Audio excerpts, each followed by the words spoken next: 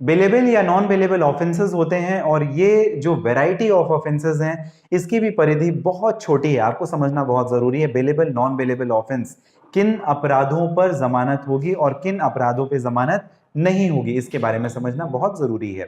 तो क्या होता है बेलेबल ऑफेंस, जहां पर आपकी जमानत हो जाएगी ऐसे अपराध, और क्या होता है नॉन बेलेबल ऑफेंस, जिसपे आपकी जमानत नहीं होगी। इसी पर्टिकुलर वीडियो में हम लोग बात करेंगे। फर्स्ट शेड्यूल यानी लिस्ट में दिया हुआ है कि कौन से ऐसे अपराध होंगे जिसपे जमानत हो जाती है और कौन से ऐसे अपराध है जिसपे जमानत नहीं होती है। तो इसके बारे में अगर हम लोग डेफिनेशन देखें, 2A of civil criminal procedure code 1973 का जो कानून है वो डिफाइन करता है, डेफिनेशन देता है। तो ऐसे अपराध जो कि फर्स्ट लिस्ट या फर्स्ट शेड्यूल में डिटरमाइन किए गए हैं, डिसाइड किए गए हैं, लिखे गए हैं, वो बेलेबल ऑफेंसेस होंगे सीआरपीसी 1973 के कानून के हिसाब से। नॉन बेलेबल ऑफेंस वो ऑफेंसेस होंगे सिंपल जो कि बेलेबल ऑफेंस नहीं है।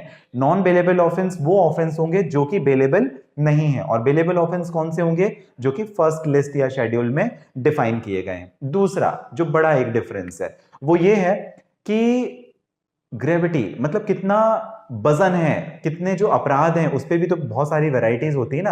आप किसी को थप्पड़ मारें, आप किसी के साथ गाली गलौज करें, आप किसी का के घर में चोरी करें या किसी का मर्डर कर दें या रेप कर दें, तो ये सारे अलग अलग ऑफेंसेस हैं, इसी वजह से तो उनकी सजा भी अलग होती है।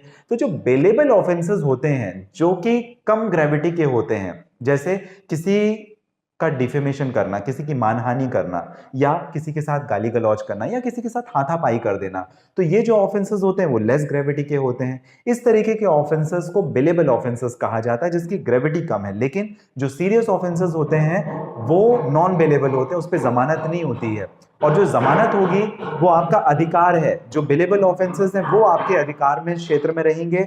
जब आप पुलिस स्टेशन जाएंगे, पुलिस थाने पे ही आपकी जमानत हो जाती है। कई बार मुचलका भरवा के वो आपको छोड़ देते हैं, सिक्योरिटी पे छोड़ देते हैं। लेकिन जो नॉन बेलेबल ऑफेंसेस हैं वहां आपको कोर्ट जाना पड़ेगा, चाहे आप जुडिशियल मैजिस्ट्रेट फर्स्ट क्लास या सेशन का कोर्ट या हाई कोर्ट आप जाएं, लेकिन आपको कोर्ट जाना पड़ेगा। और ऐसा नहीं कि आप कोर्ट जाएंगे और आपको जमानत मिल जाएगी, डिस्क्रिशनरी पावर होता है। डिस्क्रिशनरी पावर जज का होता है कि वो आपको जमानत देगा या नहीं देगा। जैसा मैंने आपको बताया, जो सीरियस ऑफेंसेस होते हैं वहां पे जमानत नहीं मिलती है, और जज देखता है कि आखिर ग्रेविटी कितनी है, क्योंकि कई बार झूठे शिकायत भी दर्ज होती है ना। तो जज देखता है कि ग्रेविटी कितनी है, आखिर इस अपराधी ने या जो भी जिसके खिलाफ में एफआईआर दर्ज है उसने ये गुनाह किया होगा या नहीं, उसे जमानत मिलनी चाहिए या नहीं। बहुत सारे जो भी उसे देखना है उसके हिसाब से उसका डिस्क्रिशनरी पावर होता है जज का कि वो जमानत दे या नहीं। लेकिन जो बेलेबल ऑफेंसेस होते हैं वहां पे जमानत मिल जाती है, और इस प्रकार के जो जमानती अपराध होते हैं वहां थाने से जमानत हो जाती है। सबसे महत्वपूर्ण बात मैं आपको अगर एग्जाम्पल से समझाऊं तो आपको सारी चीजें बिल्कुल फैक्चुअली क्लियर हो जाएंगे।